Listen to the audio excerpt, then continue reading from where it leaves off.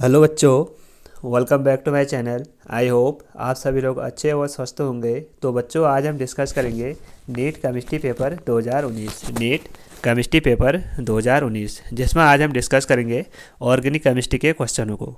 बच्चों, अभी तक हमने नीट केमिस्ट्री के पेपर में 2023, 2022, 2021 और 2020 इन सभी के हमने जो भी हमारे इसमें पेपर है अभी तक नीट केमिस्ट्री में, इसमें हमने अभी तक 2023, 22, 21 और 20 इन सब के अभी तक हमने ऑर्गेनिक केमिस्ट्री के पोर्शन को डिस्कस कर लिया। ऑर्गेनिक केमिस्ट्री के पोर्शन को डिस्कस कर लिया।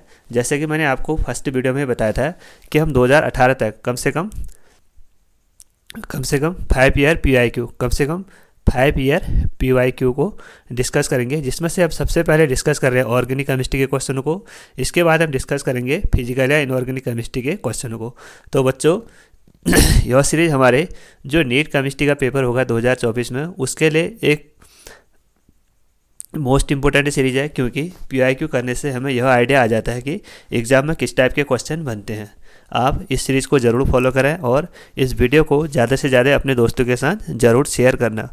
तो बच्चों, आप सभी लोग पेन और कॉपी लेके बैठें। सबसे पहले इन क्वेश्चनों को खुद से सॉल्व करें, क्योंकि अभी तक हमने 4 ईयर के क्वेश्चन डिस्कस कर लिया ऑर्गेनिक केमिस्ट्री के। तो वहाँ से हमको आइडिया आ जाता है कि अभी तक किस प्रकार के क्वेश्चन पूछे जा रहे हैं। तो आप सभी लोग पेन और कॉपी लेके बैठें, क्योंकि यहाँ पे जो भी क्वेश्चन आए हैं उससे रिलेटेड जो भी कॉन्सेप्ट होंगे वो सभी आपको बताए जाते हैं, जैसा कि आपने अभी तक देखा होगा। तो आगे भी ये सीरीज हम कंटिन्यू रखेंगे। तो आइए बच्चों, डिस्कस करते हैं आज के फर्स्ट क्वेश्चन से।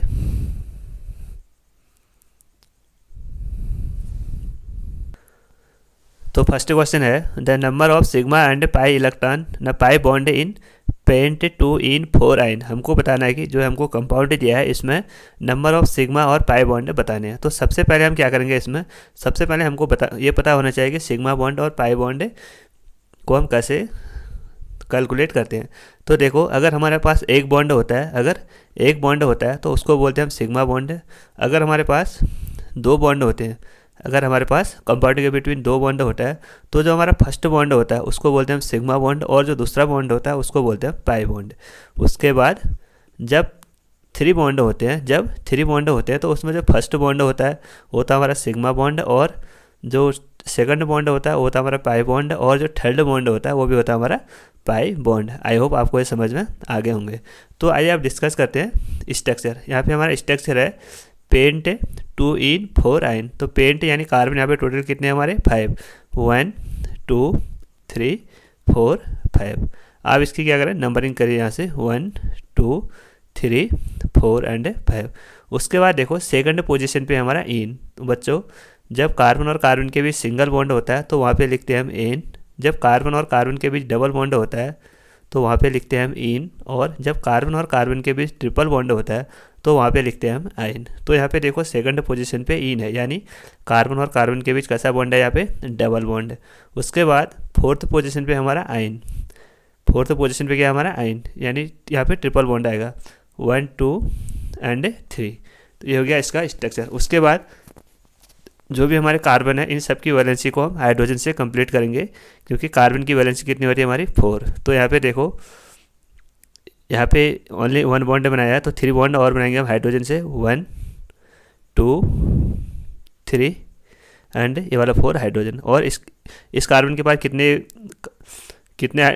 कितनी वैलेंसी है इसकी, इस कार्बन की ओनली 3 वैलेंसी है 1 2 3। तो एक हाइड्रोजन हम यहाँ पे लगाएंगे। उसके बाद ये हाइड्रोजन की भी 3 वैलेंसी है, एक हाइड्रोजन यहाँ पे लगाएंगे, 4 वैलेंसी इसकी कंप्लीट हो जाएगी। और ये वाले हाइड्रोजन की वैलेंसी पहले कंप्लीट है, क्योंकि यहाँ पे देखो 3 बॉन्ड यहाँ और एक बॉन्ड यहाँ पे, तो टोटल कितने हो गए हमारे 4। और ये वाले कार्बन में देखो इसके पास 3 बॉन्ड तो यहाँ से और एक बॉन्ड हम यहाँ से बनाएंगे। तो अब हम इसमें काउंट करेंगे number of sigma and pi bond. तो मैंने अभी बताया जो भी हमारे सिंगल बॉन्ड होते हैं वो ओनली सिग्मा बॉन्ड नोट करते हैं, और जो डबल बॉन्ड होते हैं उसमें जो फर्स्ट बॉन्ड होता है वो हमारा पाई बॉन्ड होता है, और जो दूसरा बॉन्ड होता है वो हमारा फर्स्ट बॉन्ड हमारा सिग्मा बॉन्ड होता है और दूसरा बॉन्ड पाई बॉन्ड होता है। और जो ट्रिपल बॉन्ड है वहाँ पे जो फर्स्ट बॉन्ड होता है वो होता है हमारा सिग्मा बॉन्ड, और जो थर्ड और सेकंड बॉन्ड है वो बॉन्ड होते हैं हमारे पाई बॉन्ड। तो यहाँ पे देखो सबसे पहले हम काउंट करेंगे यहाँ पे पाई बॉन्ड। तो पाई बॉन्ड यहाँ पे की टोटल कितने यहाँ पे देखो 1 2 3 4 5, ये वाला 6 7 8 9 एंड 10। तो पाई बॉन्ड यहाँ पे टोटल कितने हमारे, सिग्मा बॉन्ड टोटल कितने हैं यहाँ पे 10। और उसके बाद डिस्कस करेंगे यहाँ पे पाई बॉन्ड। तो पाई बॉन्ड यहाँ पे टोटल कितने हैं देखो 1 2 3, 1 2 एंड 3। तो कौन से ऑप्शन में है, ऑप्शन नंबर फर्स्ट है। ऑप्शन नंबर फर्स्ट क्या है इसका राइट आंसर है। तो बच्चों आप कंपटीशन एग्जाम में क्या कर सकते हो, देखो आप सबसे पहले अगर इस टाइप के क्वेश्चन बनते हैं तो सबसे पहले आप इसमें पाई बॉन्ड को काउंट कीजिए। सबसे पहले इसमें आप पाई बॉन्ड को काउंट कीजिए। जैसे यहाँ पे देखो टोटल 3 पाई बॉन्ड है, तो एक ही ऑप्शन में 3 है और सेकंड ऑप्शन में देखो यहाँ पे 5 है, यहाँ पे 2 है और यहाँ पे नो बॉन्ड है। तो आपको क्या करना, खाली अपना टाइम वेस्ट नहीं करना, सबसे जल्दी जो और ऑप्शन है उनको एलिमिनेट करना है।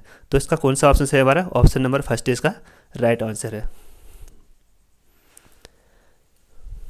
अगला क्वेश्चन है हमारा द स्ट्रक्चर ऑफ इंटरमीडिएट ए। यहाँ पे हमको कंपाउंड दिया है, हमको बताना है कि यहाँ पे स्ट्रक्चर, यहाँ पे इसका इंटरमीडिएट क्या है।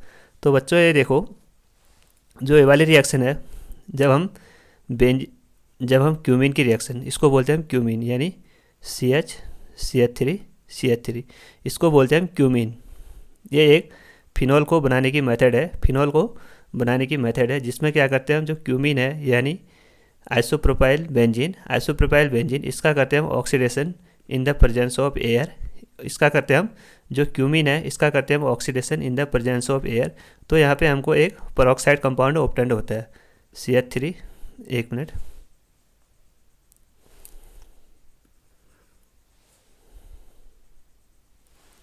तो यहाँ पे हमें ऑब्टेंड होगा देखो पेरोक्साइड कंपाउंड। यहाँ पे हमें ऑब्टेंड होगा क्यूमीन हाइड्रोपेरोक्साइड कंपाउंड यानी बेंजीन, यहाँ पे कार्बन, यहाँ पे हो गया हमारा CH3। उसके बाद यहाँ पे एक CH3 ये वाला हो गया दूसरा वाला, और जो यहाँ पे कार्बन और हाइड्रोजन है, जो यहाँ पे CH में कार्बन और हाइड्रोजन है, इसके बीच हमारा O2 ग्रुप यानी ऑक्सीजन क्या होता है हमारे यहाँ पे सब्स्टिट्यूट हो जाता है, यानी O एंड OH। तो इसको बोलते हैं हम क्यूमीन हाइड्रो पर ऑक्साइड। उसके बाद क्या करते हैं हम इसका करते हैं डाइल्यूट एसिड के साथ रिएक्शन। यानी H+ in the presence of H2O। तो यहाँ पे क्या ऑब्टेंड होता है देखो, तो यहाँ पे हमें ऑब्टेंड होता है, एक तो कीटोन ऑब्टेंड होता है, एक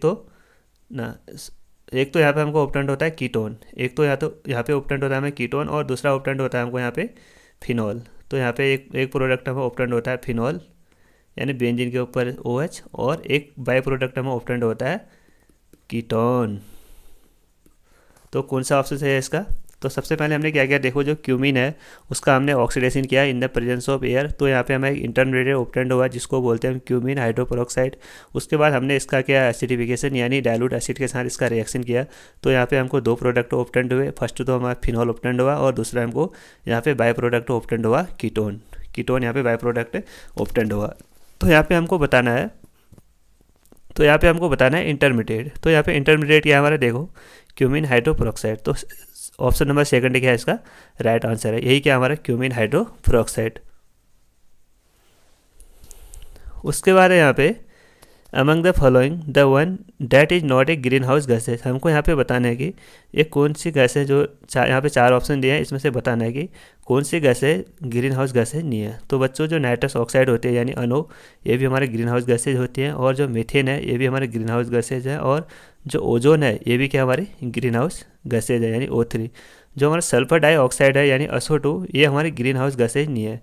ये क्या है, ये जब हमारे एसिड एन के साथ रिएक्शन करते हैं तो वहाँ पे एक एसिड बनाते हैं सल्फ्यूरिक एसिड। जैसे हम इसकी रिएक्शन SO2 के साथ करते हैं तो यहाँ पे हम ऑब्टेंड होता है H2SO4।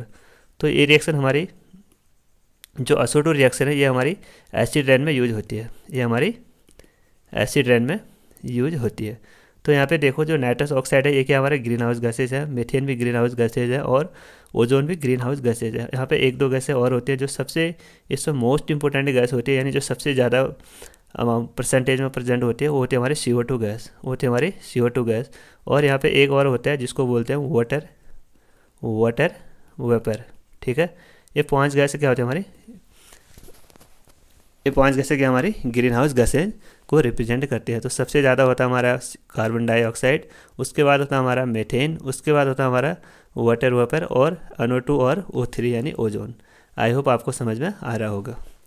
उसके बाद है यहाँ पे बच्चों देखो ये most important the most suitable reagent for the following conversion in. हमको यहाँ पे एक कन्वर्जन दिया है, हमको यहाँ पे बताना है कि कौन सा रिएजेंट हम यहाँ पे यूज़ करेंगे। तो यहाँ पे देखो बच्चों, यहाँ पे दिया है हमको ट्रिपल बॉन्ड यानी अल्काइन दिया है, यानी CH3 C triple bond CH3 और यहाँ से हमको ऑप्टेंड करना है यहाँ पे CH3 double bond CH3 H and H।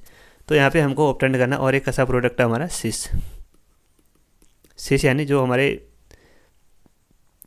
CH3 group है, यानी दोनों ग्रुप कैसे हमारे सेम साइड है, यानी जिनका मॉलिकुलर मास ज़्यादा होता है वो दोनों ग्रुप क्या हमारे सेम साइड है, तो उसको बोलते हैं हम सिस। तो यहाँ पे देखो जो अल्काइन है, यहाँ पे जो अल्काइन है, जब हमने अल्काइन का पार्शियल रिडक्शन किया, partial reduction means addition of H2 यानी हाइड्रोजन को ऐड करना है। तो जब हमने अल्काइन का पार्शियल रिडक्शन किया तो यहाँ पे हमें ऑप्टेंड हुआ एल्कीन, यहाँ पे हमें क्या ऑप्टेंड हुआ एल्कीन। तो यहाँ पे अल्काइन में कार्बन और कार्बन के बीच ट्रिपल बॉन्ड होता है और एल्कीन में कार्बन और कार्बन के बीच डबल बॉन्ड होता है। तो यहाँ पे हमने अल्काइन का क्या किया, पार्शियल रिडक्शन किया, तो यहाँ पे हमें ऑप्टेंड हुआ अल्कीन, और अल्कीन भी हमें वो वाला ऑप्टेंड हुआ जो सिस एल्कीन है, यानी जिसमें हमारे जो मोर बल्कि ग्रुप हैं वो दोनों सेम साइड है। जैसे यहाँ पे बल्कि ग्रुप कौन से हमारे CH3, तो दोनों CH3 ग्रुप के हमारे सेम साइड है। तो इसको करने के लिए हम यहाँ पे एक रिएजेंट यूज़ करते हैं। तो इसको अल्काइन को सिस एल्कीन में कन्वर्ट करने के लिए हम एक रिएजेंट यूज़ करते हैं जिसको बोलते हैं लिंडेलार कैटेलिस्ट।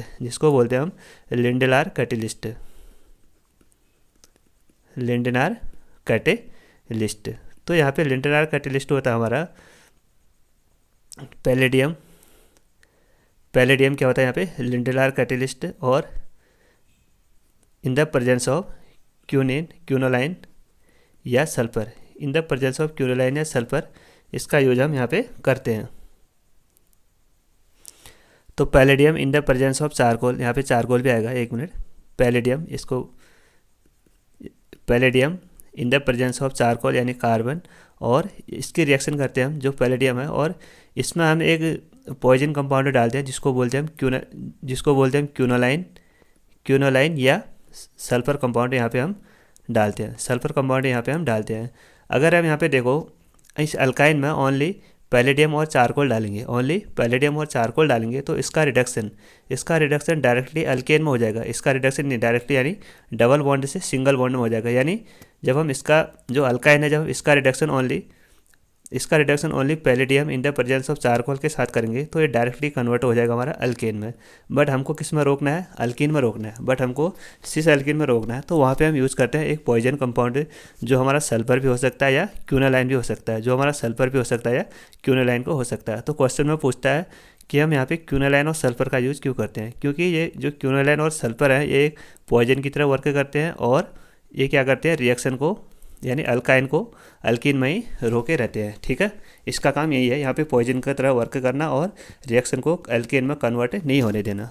तो ये तो था हमारा जब हमने अल्काइन को सिस अल्कीन में ऑप्टेंड किया। अगर तो इसका आंसर कौन सा हो गया हमारा, ऑप्शन नंबर सेकंड तो इसका राइट आंसर है। बट अगर हमसे क्वेश्चन में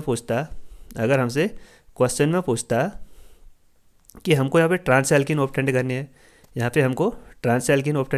तब हम क्या करते, तब वहाँ पे हम कौन सा रिएजेंट यूज़ करते,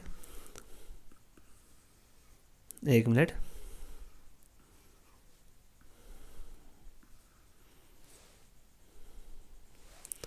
सपोज यहाँ पे हमारा CH3 और यहाँ पे भी हमारा CH3 और यहाँ पे हमारा H, तो ये हो गया हमारा ट्रांस एल्कीन। और यहाँ से लिंडेलार कैटेलिस्ट को हम डिलीट करेंगे। अब हमको यहाँ पे बताना है जब हम अल्काइन को ये हमारा अल्काइन, जब हम अल्काइन को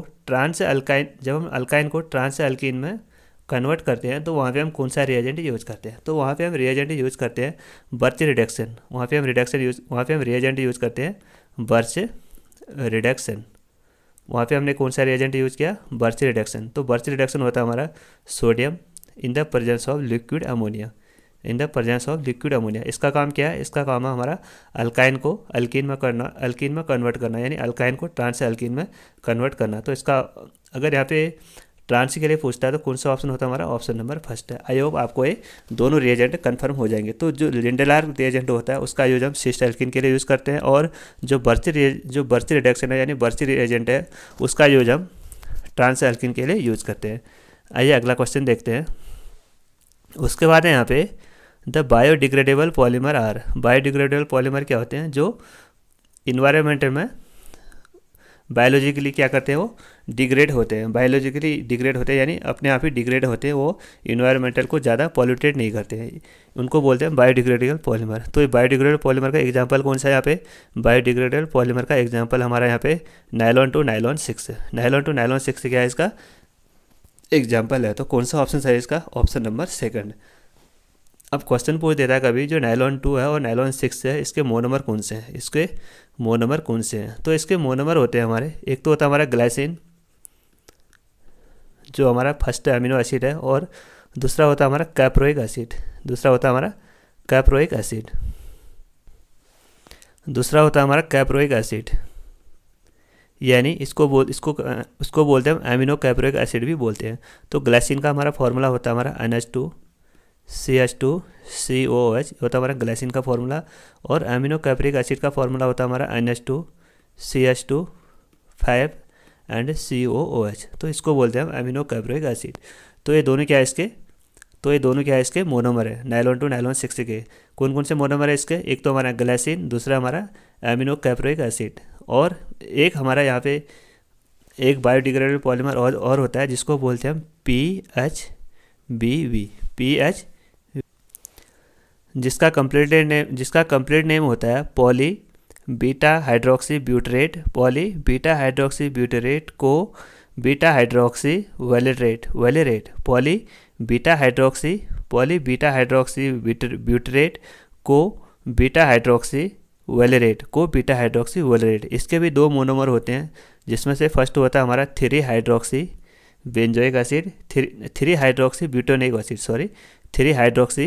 butanoic acid, and second monomer होता है इसका 3 हाइड्रोक्सी पेंटोनोइक एसिड। 3 हाइड्रोक्सी पेंटोनोइक एसिड क्या होते हैं? इसके मोनोमर होते हैं। आई होप आपको समझ में आ गया होगा। यहाँ पे हमने 2 बायोडिग्रेडेबल पॉलीमर बताए। फर्स्ट बताया हमने नायलॉन टू नायलॉन 6 जिसके मोनोमर होते हैं हमारे ग्लाइसिन और अमीनो कैप्रिक एसिड, और दूसरा बताया हमने यहाँ पे PHBV जिसके मोनोमर होते हैं हमारे 3 हाइड्रोक्सी ब्यूटेनोइक एसिड, और दूसरा होता है हमारा 3 हाइड्रोक्सी पेंटोनोइक एसिड।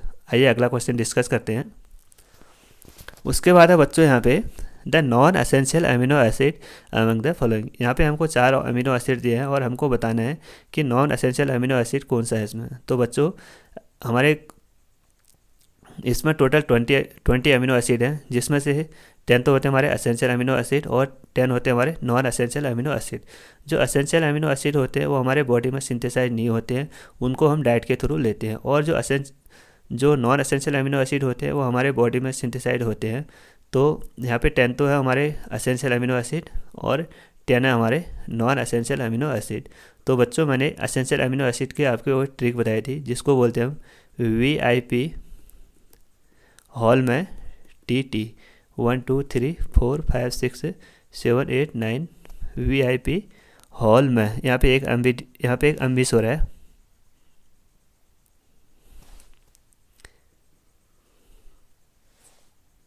VIP हॉल में TT। तो V means valine, I means isoleucine, phenylalanine और histidine, arginine, leucine, lysine, methionine, threonine and tryptophan.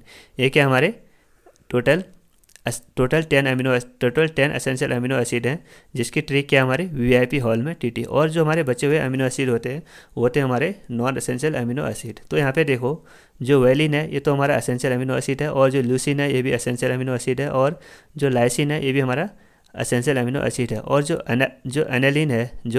एनेलिन है ये हमारा नॉन एसेंशियल अमीनो एसिड। तो इसका ऑप्शन कौन सा हो गया हमारा? ऑप्शन नंबर 3 इसका राइट आंसर है। आई होप आपको ये ट्रिक समझ में आ गई होगी, एसेंशियल अमीनो एसिड की ट्रिक। अगला क्वेश्चन है हमारा among the following the reaction that proceed through the electrophilic substitution. हमको यहाँ पे बताना है कि हमको यहाँ पे 4 ऑप्शन दिए हैं और हमको यहाँ पे बताना है कि जो ये रिएक्शन है इसमें से कौन सी रिएक्शन हमारी इलेक्ट्रोफिलिक सब्स्टिट्यूशन रिएक्शन के थ्रू प्रोसीड होगी।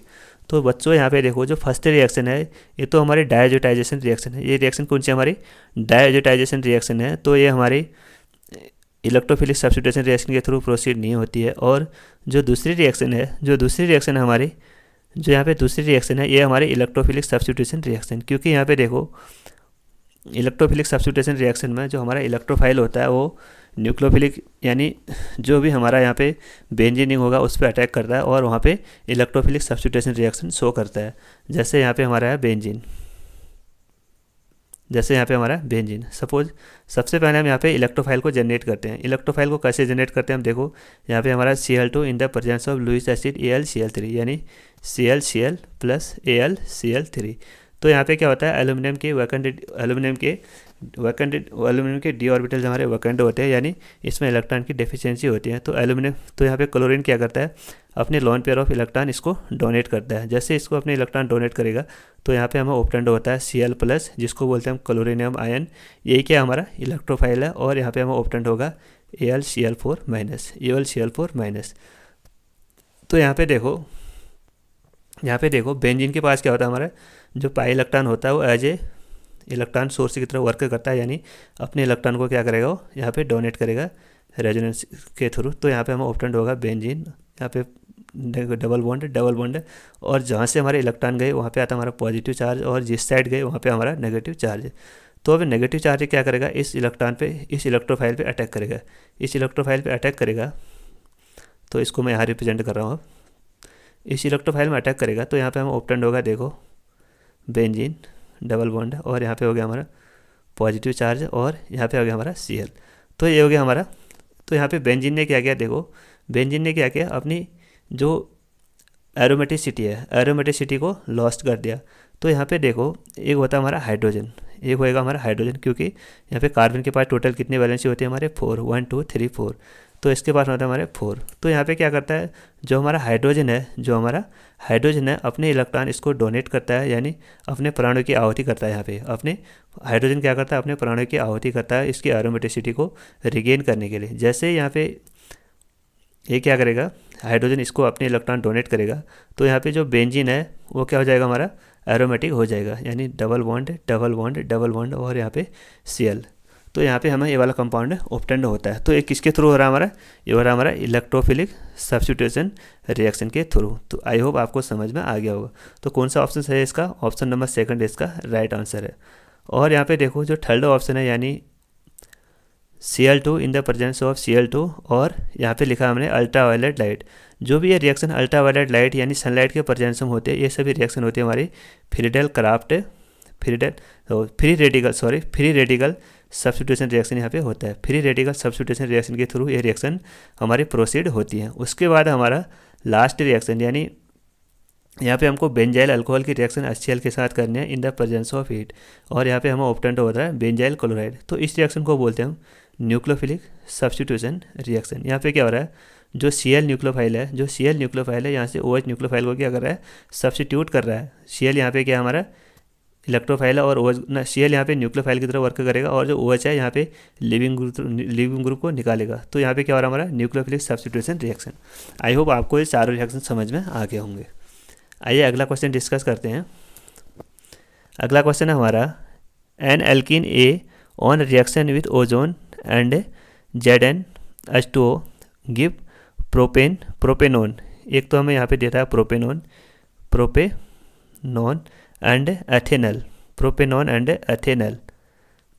And ethanal in equimolar ratio. Addition of HCl to alkene A give B as the major product. The structure of product B. तो यहाँ पे हमको क्या क्या देखो, यहाँ पे हमको ओजोनोलिसिस के 2 प्रोडक्ट दिए हैं। कैसा ओजोनोलिसिस है, रिडक्टिव ओजोनोलिसिस। तो यहाँ पे हमको ओजोनोलिसिस के 2 प्रोडक्ट दिए हैं। तो इसको सबसे पहले लिखेंगे हम प्रोपेनोन यानी total 3 carbon CH3 C double bond O CH3। तो ये हो गया हमारा प्रोपेनोन। उसके बाद हमारा एथेनल यानी CH3 CH3CH हो गया हमारा एथेनल। सपोज हम इसको रीअरेंज करके लिखते हैं, यानी इसको रीअरेंज के फॉर्म में लिखते हैं हम। सपोज ये हो गया हमारा double bond CH and CHO। तो ये हो गया हमारा प्रोपेनॉल और ये हो गया हमारा एथेनल। तो हम यहाँ पे क्या करेंगे, ओजोन में इस O2 बॉन्ड को रिमूव आउट करेंगे। तो यहाँ पे हमें ऑप्टेंड होगा compound CH3C double bond CH3CH and CHO। तो ये हो गया हमारा कंपाउंड। जब हमने प्रोपेनॉल और एथेनॉल के रिएक्शन कराई तो हमें ये वाला कंपाउंड ऑप्टेंड हुआ, जो हमारा कंपाउंड क्या है, हमारा A। उसके बाद है यहाँ पे हमको इसमें HCl का एडिशन करना है। इस कंपाउंड में हमको HCl का एडिशन करना है। तो HCl का एडिशन हम किसके अकॉर्डिंग करेंगे यहाँ पे, तो हमको इस डबल बॉन्ड वाले कंपाउंड में HCl का एडिशन करना है, यानी H+Cl नेगेटिव का एडिशन करना है। तो इस प्रकार के कंपाउंड का एडिशन हम करते हैं मार्कोनिकॉव रूल के अकॉर्डिंग। मार्कोनिकॉव रूल का स्टेटमेंट क्या है, वो ये कहता है कि जो हमारा अटैकिंग रिएजेंट है, यानी पॉजिटिव प्लस और नेगेटिव प्लस, जो उसका पॉजिटिव प्लस है यानी हाइड्रोजन प्लस, वो डबल बॉन्ड के उस कार्बन पे ऐड होगा एल्कीन के, यानी डबल बॉन्ड के उस कार्बन पे ऐड होता है जहाँ पे मोर नंबर ऑफ हाइड्रोजन होते हैं, और जो नेगेटिव पार्ट है वो डबल बॉन्ड के उस कार्बन पे ऐड होता है जहाँ पे लेस नंबर ऑफ हाइड्रोजन होते हैं। तो यहाँ पे जो हमारा हाइड्रोजन है ये हमारे यहाँ पे ऐड होगा, क्योंकि यहाँ पे हमारे 1 हाइड्रोजन है, और जो अल्कीन है यानी जो क्लोरीन है वो हमारे इस कार्बन पे ऐड होगा, क्योंकि यहाँ पे लेस नंबर ऑफ हाइड्रोजन है, यानी एक भी हाइड्रोजन यहाँ पे प्रेजेंट नहीं है। तो यहाँ पे क्लोरीन का एडिशन हम यहाँ पे करेंगे और H+ का एडिशन हम यहाँ पे करेंगे। यहाँ से डबल बॉन्ड क्या हो जाएगा हमारा रिमूव। तो यहाँ पे कंपाउंड हमें ऑप्टेंड होगा, देखो CH3 यहाँ पे हो गया हमारा Cl प्लस CH2CHO। कौन से ऑप्शन में है, ऑप्शन। तो यहाँ पे देखो ऑप्शन नंबर, हाँ तो बच्चों यहाँ पे हो गया हमारा CH3, सॉरी क्योंकि यहाँ पे हमने एथेनॉल O यहाँ पे लिखा ना, तो यहाँ पे होगा हमारा CH3, यहाँ पे होगा हमारा CH3। तो ये हो गया हमारा CH3। इसको करेक्ट कर लेना, क्योंकि जो एथेनॉल होता है उसका फॉर्मूला होता है हमारा CH3CHO, यानी हमने O को इस फॉर्म में लिखा है, तो हम इसको ऐसे ही कन्वर्ट करेंगे। तो कौन सा ऑप्शन में हमारा ये वाला कंपाउंड है, ऑप्शन नंबर थर्ड क्या है इसका राइट आंसर। यहाँ पे देखो CH3, ये वाला CH3 CH2 CL CH3। I hope आपको ये ओजोनलिसिस वाला कंपाउंड समझ में आ गया होगा। उसके बाद है बच्चों यहाँ पे the compound that is most difficult to protonate is.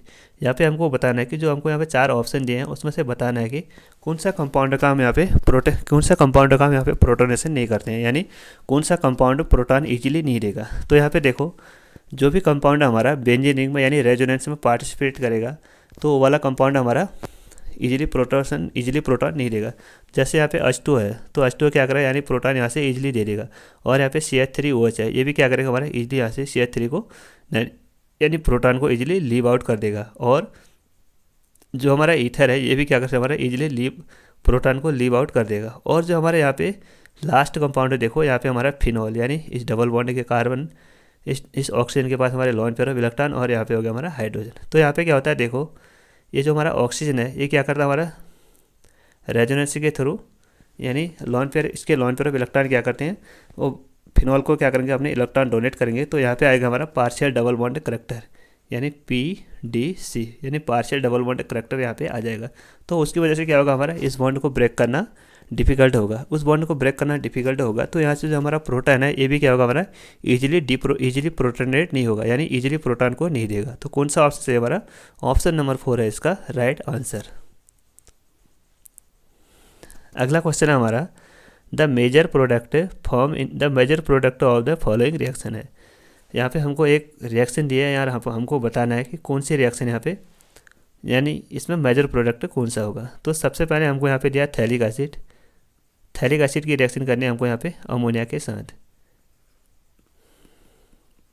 जब हम यहाँ पे अमोनिया के 2 मॉलिक्यूल लेते हैं यानी NH3, तो यहाँ पे हमको एक कंपाउंड ऑप्टेंड होता है बेंजीन। उसके बाद यहाँ पे हमारा CH2, यहाँ पे हो गया हमारा, एक मिनट,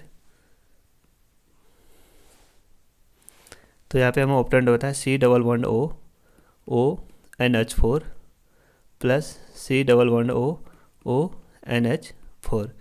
उसके बाद इस कंपाउंड में, उसके बाद इस कंपाउंड में से हम इसकी हीटिंग करते हैं। जैसे जैसे हम इस कंपाउंड की हीटिंग करते हैं तो यहाँ से हम 2 मॉलिक्यूल ऑफ H2O को रिमूव आउट करते हैं। जैसे हम 2 मॉलिक्यूल ऑफ H2O को रिमूव आउट करेंगे तो यहाँ पे हमें ऑप्टेंड होगा बेंजीन और C डबल बॉन्ड O। उसके बाद यहाँ पे हो गया हमारा NH2 और यहाँ पे हो गया हमारा NH2। उसके बाद हम यहाँ पे करते हैं इसमें स्ट्रॉन्ग हीटिंग, जो कि यहाँ पे भी लिखा है स्ट्रॉन्ग हीटिंग। आप इन सभी स्टेप को नोट कर लेना।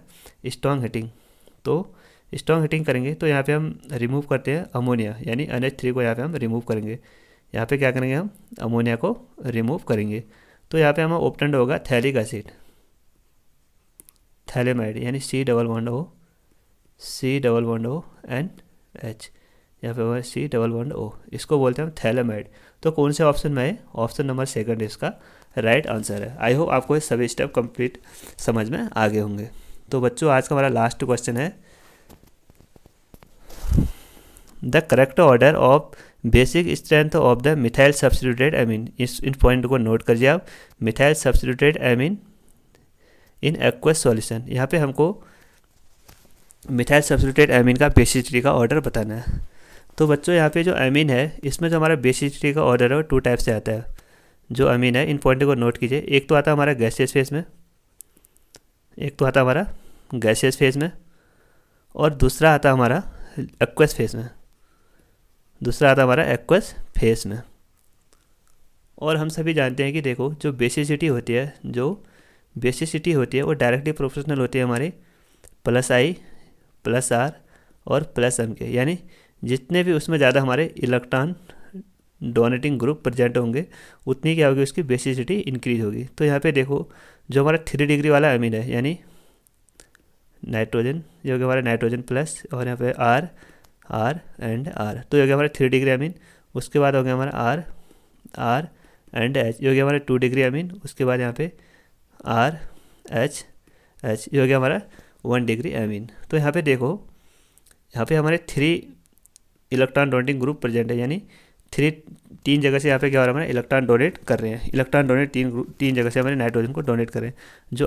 जो R है यहाँ पे CH3, वो इलेक्ट्रॉन को डोनेट करेगा यहाँ से भी और यहाँ से भी, यानी इसमें इलेक्ट्रॉन डोनेटिंग ग्रुप ज़्यादा है, तो इसकी बेसिसिटी सबसे ज़्यादा होगी। उसके बाद यहाँ पे 2 इलेक्ट्रॉन डोनेटिंग ग्रुप लगे, यानी एक R यहाँ से लगा है, एक R यहाँ से लगा है, तो ये भी क्या करेगा, हमारे इसकी बेसिसिटी 1 डिग्री एमीन से कम होगी। तो सबसे ज़्यादा हमारे बेसिसिटी का जो ऑर्डर होता है वो हमारे 3 डिग्री में, उसके बाद होता है हमारा 2 डिग्री में, उसके बाद होता है हमारा 1 डिग्री में, और लास्ट में होता है हमारा अमोनिया में। यहाँ से सबसे लास्ट में आएगा हमारा अमोनिया, यानी NH3। तो यहाँ पे हमारा बेसिसिटी का ऑर्डर आ गया 3 degree, 2 degree, 1 degree and ammonia. तो ये तो था हमारा एक्वस फेज में, बट जब हमारा कंपाउंड है ये तो था हमारा गैसियस फेज में, जो मैंने अभी तक बताया, ये था हमारा गैसियस फेज में। गैसियस फेज में क्या ऑर्डर था हमारा 3 degree, 2 degree, 1 degree and ammonia. But जब हमारा कंपाउंड होगा एक्वस फेज में, यहाँ पे हमारा क्वेश्चन भी एक्वस फेज वाला ही है, तो एक्वस फेज में यहाँ पे अलग अलग इफेक्ट डोमिनेट करते हैं। यहाँ पे हमारा एक्वस फेज में यहाँ पे हमारा सॉल्वेशन इफेक्ट भी लगता है, और दूसरा होता है हमारा इंडक्टिव इफेक्ट भी लगता है यहाँ पे, और एक लास्ट होता है हमारा यहाँ पे स्टेरिक हिंड्रेंस इफेक्ट भी यहाँ पे लगता है। तो तीनों इफेक्टों को हम मिला के यहाँ पे एक ऑर्डर निकालते हैं। जब हमारा यहाँ पे जब हमारा एमीन में अगर हमारा एमीन में मिथाइल होगा, यानी CH3 ग्रुप प्रेजेंट होगा, तो उसमें जो हमारा बेसिसिटी का ऑर्डर आता है वो होता है हमारा 3 डिग्री सबसे ज़्यादा, उसके बाद आता हमारा 1 डिग्री, उसके बाद आता हमारा 3 डिग्री।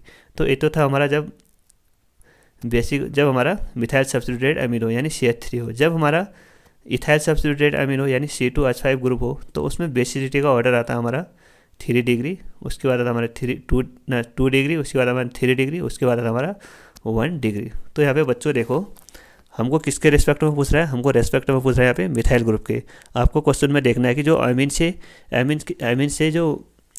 एमीन से जो बेसिसिटी के वाले क्वेश्चन आते हैं वो 2 ही टाइप से आते हैं, यानी हमको एक्वस फेज में पूछेगा, और एक्वस फेज में भी हमारे 2 ही क्वेश्चन बनेंगे, यानी मिथाइल ग्रुप और यानी इथाइल ग्रुप। तो यहाँ पे देखो, जब हमारा मिथाइल सब्स्टिट्यूटेड अमीन होना यानी CH3 ग्रुप प्रेजेंट होता है तो वहाँ पे बेसिसिटी का ऑर्डर आता है सबसे ज़्यादा 2 डिग्री, उसके बाद 1 डिग्री, उसके बाद 3 डिग्री। बट जब हमारा बेसिसिटी का ऑर्डर आता है in respect two ethyl group तो वहाँ पे हमारे बेसिसिटी का ऑर्डर आता है 2 डिग्री, 3 डिग्री, 1 डिग्री।